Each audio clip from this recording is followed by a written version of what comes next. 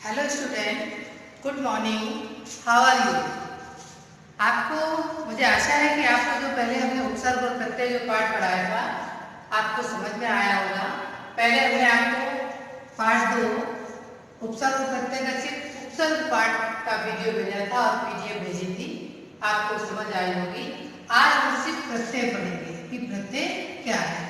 जिस तरह से उपसर्ग में कि आपको परिभाषा बताई गई थी कि जो शब्दांश किसी भी शब्द के आगे लगकर या प्रारंभ में या आदि में लगकर के उसके अर्थ में परिवर्तन ला देते हैं, विशेषता ला देते हैं, उसे उपसर्ग कहते हैं। बस उसी की उल्टी ही परिभाषा उसकी प्रत्यय की होती है। मैं आपको उसकी परिभाषा बता रही हूँ कि जो शब्दांश किसी भी शब्द के अंत में लगकर उसके अर्थ में परिवर्तन ला देते हैं उसको हम प्रत्यय कहते हैं।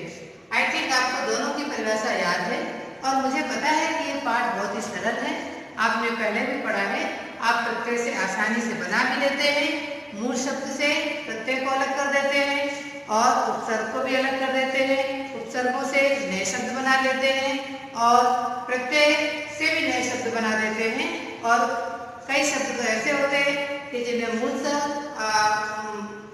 उपसर्ग और प्रत्यय दोनों होते हैं, उसमें हमें उपसर्ग भी अलग करना पड़ता है, मूल शब्द भी अलग करना पड़ता है और प्रत्यय भी अलग करना पड़ता है। लेकिन ये ऐसे कठिन शब्द होते हैं, अक्सर परीक्षाओं में पूछा जाता है।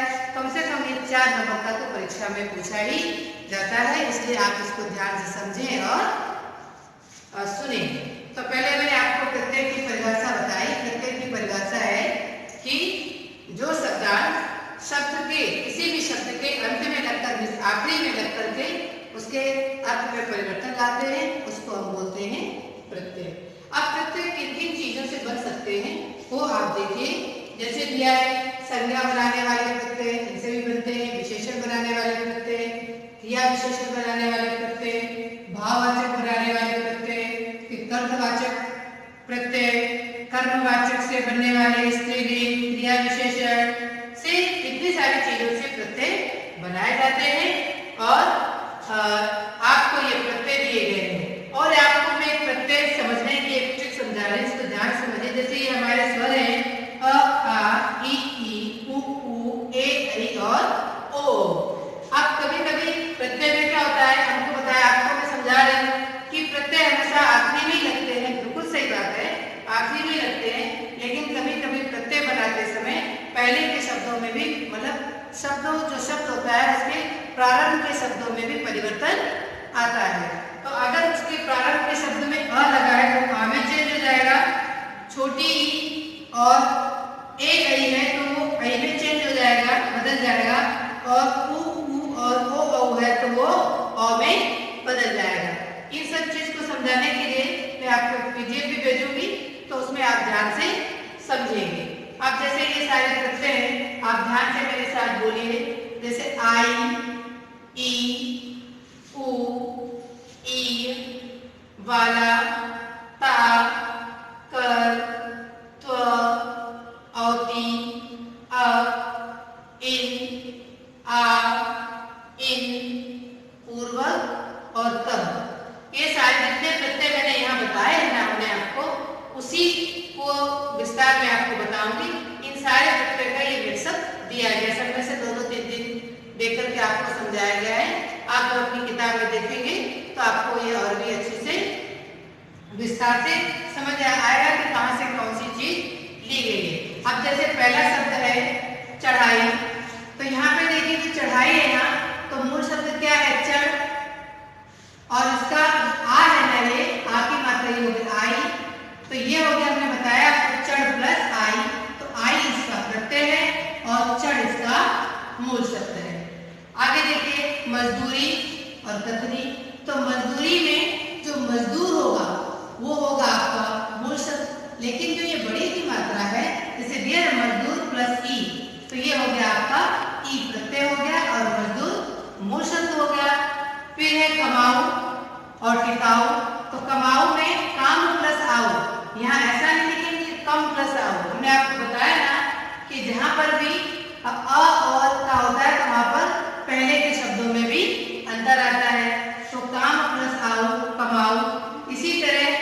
टिकाऊ, तो टिक प्लस आउ टिकाऊ, मतलब जो मूल शब्द है ना वो हमें उसका मीनिंगफुल होना चाहिए, वो हमें समझ में आना चाहिए।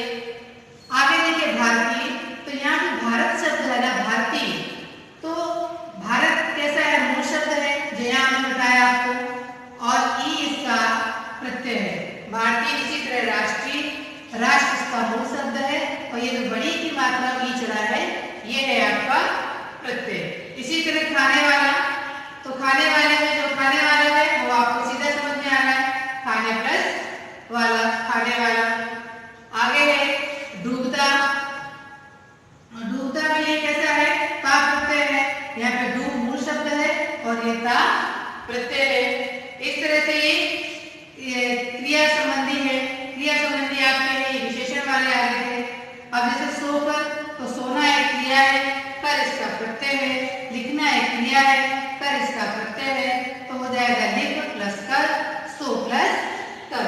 अगला देखिए भाववाचक में जाएगा, बंधु प्लस तो बंधु हो गया मूल शब्द, तो हो गया इसका भाववाचक। इसी तरह स्त्री हो गई मूल शब्द और तो इसका हो गया भाव, तो स्त्री प्लस तो और बंधु प्लस तो।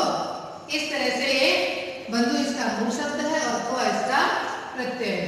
इसी तरह मनौती, तो मनौती में कैसा होता है, मन प्लस औती, मान प्लस भी औती हो सकता है, चुन प्लस औती चुनौती, मीन्स कोई मन की इच्छा है, इसलिए भाववाचक है बंधु और मन, मतलब ये भाववाचक, तो इसमें औती क्या हो गया, इनका प्रत्यय हो गया, और मन हो गया इनका मूल शब्द। आगे देखिए मान भी लिख सकते हैं, वो गलत नहीं होगा।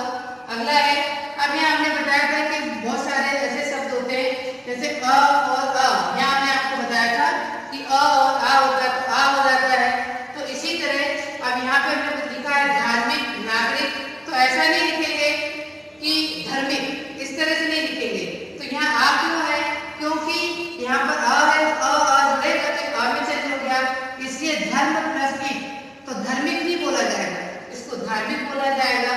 इसी तरह नागरिक, तो ऐसा नहीं बोला जाएगा, तो यहाँ पर इस तरह इसको नागरिक को नगर प्लस इक, तो ये हो गया आपका नागरिक, यहाँ पर और नहीं आएगा। अगला है, ये देखिए यहाँ पे स्त्रीलिंग में दो, प्रिय प्लस आ, तो ये प्रिय मूल शब्द है, आ यहाँ पे स्त्री जोड़ा गया तो ये हो गया प्रिया।